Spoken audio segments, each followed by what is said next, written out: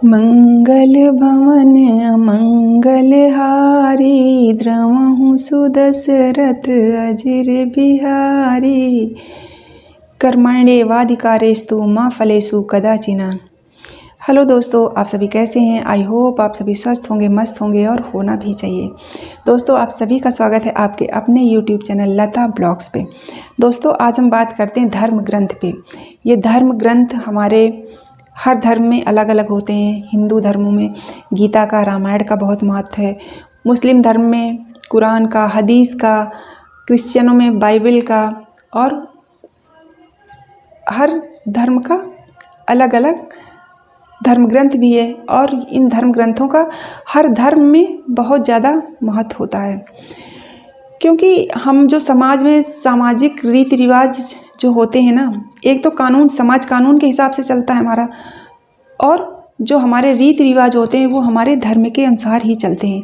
चाहे पूजा पाठ हो, शादी ब्याह हो, जो भी हो, अगर हम कभी कुछ करते हैं अपने घरों में तो किसके अनुसार करते हैं? धर्म के अनुसार करते हैं। और जो जिसका करवाता है, अगर हम हिंदू हैं तो हम पंडित जी को बुलाते हैं, मुस्लिम हैं तो मौलवी को बुलाते हैं, क्रिश्चियन है तो हम पादरी को बुलाते हैं। ऐसे हर धर्म में अलग अलग गुरु होते हैं, अलग अलग पूजा स्थान होते हैं और अलग अलग धार्मिक ग्रंथ भी होते हैं। और सबका अपने अपने धर्म में बहुत ज़्यादा महत्व है और हम उनकी बहुत उन ग्रंथों का सम्मान करते हैं। जैसे दोस्तों देखा होगा कि हम जैसे रामायण गीता है तो कभी ऐसे खुला नहीं रखते कि आम किताबों की तरह हम उसको ऐसे रख दें। लोग उसको अच्छे से लाल कपड़े में लपेट के उसको बाकायदे रखते हैं ना। तो आखिर हम इतना क्यों महत्व देते हैं धार्मिक ग्रंथों को, और इनका हमारे जीवन में क्या महत्व है और हमारे जीवन में ये क्यों ज़रूरी हैं? तो दोस्तों, ये जो धर्म ग्रंथ होते हैं, चाहे गीता हो, चाहे रामायण हो, या वेद, पुराण, उपनिषद जो भी हैं, तो ये जो हम इनको पढ़ते हैं या जो चीज़ें हम धार्मिक रीति रिवाज अपनाते हैं जो समाज में चली आ रही हैं, तो जो इन धर्म ग्रंथों में लिखा हुआ है उसी को हम पीढ़ी दर पीढ़ी एक दूसरे को देते जाते हैं।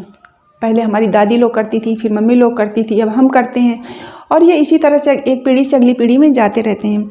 और दोस्तों, इन धर्म ग्रंथों में जो भी लिखा गया है तो बहुत साल पहले लिखे गए, लेकिन उनमें लिखी हुई चीज़ें आज भी सत्य हैं और आज भी वो हमारे अपने ऊपर या हमारे समाज के ऊपर उसी तरह से लागू होती हैं। तो इसका क्या मतलब है कि उनमें जो चीज़ें लिखी हैं बहुत गहरी लिखी हैं। इसका मतलब कि जो चीज़ें आज से हज़ारों हजार साल पहले लिखी गई, अगर वो आज के समय में भी सही हैं तो उनमें कितनी गहराई होगी। और दोस्तों, इन धर्म ग्रंथों के बारे में एक चीज़ और है कि आप के जीवन में कहते हैं जब भी कभी परेशानी आए तो आप जिस धर्म से हैं, आप अपने धर्म की धार्मिक पुस्तक पढ़िए, तो आपको उसमें अपनी समस्याओं का समाधान भी मिलेगा, आपके मन को शांति भी मिलेगी। और आपको कहते हैं अध्यात्म एक ऐसी चीज़ है कि इंसान के मन को शांति बहुत मिलती है। जैसे आप घरों में आप कितना भी परेशान हो, कुछ भी हो, लेकिन अगर जिस दिन आप घर में कभी किसी दिन पूजा पाठ किसी भी उपलक्ष्य में करवाते हैं, पूजा पाठ वगैरह, दान वगैरह करते हैं, तो आपको उस दिन कितना अच्छा लगता है ना, मन हल्का होता है और अच्छा लगता है कि चलो आज हमने कुछ अच्छा किया, होता है ना। तो ये धर्म ग्रंथ इसीलिए हैं कि हमारा समाज अच्छे से चलता रहे, लोग नियमों का पालन करते रहें, क्योंकि जब हम किसी नियम से बंधे होते हैं और तो समाज में अराजकता नहीं आने पाती। समाज नियमों को मानता है और उसी अनुसार चलता है, और जब अगर हम उनको नहीं मानते, नहीं उनके अनुसार चलते, तो क्या होता है, समाज में अराजकता आ जाती है। ऐसे तो जिसका जो मन करता वही करता, नहीं हमें पूजा इस तरह से करनी है, हमें इस तरह से करनी है, लेकिन ऐसा नहीं होता। क्योंकि अगर हम हिंदू हैं तो हम सब जो भी हो समाज का, हर उच्च वर्ग से लेकर निम्न वर्ग तक जब पूजा करानी होती है तो क्या हम पंडित जी को बुलाते हैं, और पंडित जी हमसे जैसा जैसा बोलते हैं हम वैसा ही करते हैं। तो यही चीज़ है कि ये धर्म ग्रंथ हमें एक सीमा में बांधे रखते हैं। और दोस्तों, जब भी कहते हैं आपके जीवन में परेशानी आए, जब भी अगर आप कभी भी ऐसे परेशान हैं, कई बार होता है ना कि हमारे जीवन में कुछ ठीक नहीं चल रहा होता या हमें परेशानी समझ में आ रही होती है, तो आप गीता पढ़िए, आप गीता पढ़िए और आपकी हर समस्या का समाधान भी मिलेगा, आपकी जो समस्या है वो भी दूर होगी। और ऐसा नहीं है इसके पढ़ने का कोई टाइम नहीं है, आपके पास जब टाइम हो आप उस टाइम पढ़ सकते हो, सुबह दोपहर शाम। और आप पढ़ोगे तो आपको खुद महसूस होगा अपने आप में बदलाव, आपके आसपास के वातावरण में बदलाव।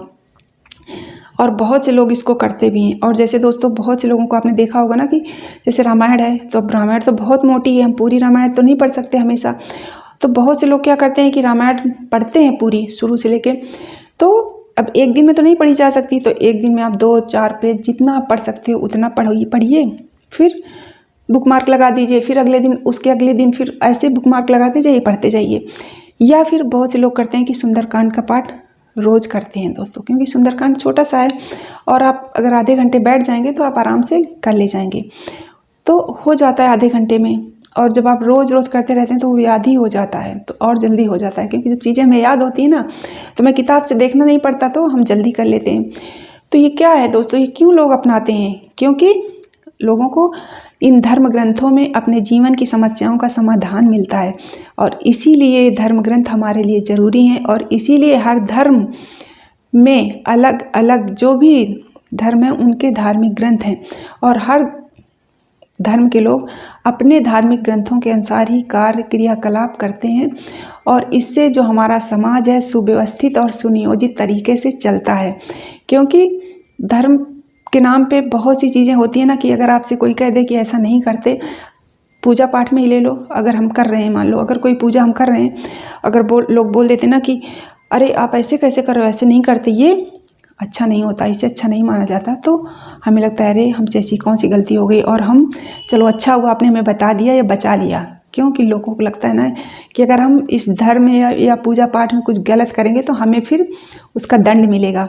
तो एक तरह से हमारे अंदर इस चीज़ का डर भी होता है कि भगवान हमें उसकी सज़ा देगा या दंड देगा।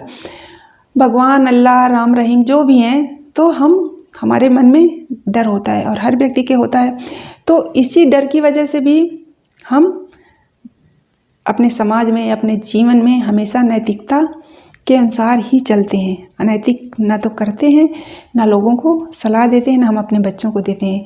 तो इसलिए दोस्तों ये जो हमारे धर्म ग्रंथ हैं, चाहे जिस धर्म में हों, इनका अपना बहुत महत्व है, और इन धर्म ग्रंथों में हमें हमारे जीवन की समस्याओं का समाधान मिलता है। और अगर आपके जीवन में इस तरह की कोई समस्या है तो आप इनको आजमा कर देखना, आपको खुद समाधान इनका मिलेगा और आपके मन को शांति भी मिलेगी दोस्तों। तो ये इन धर्म ग्रंथों का हमारे जीवन में यही महत्व है। थैंक यू दोस्तों।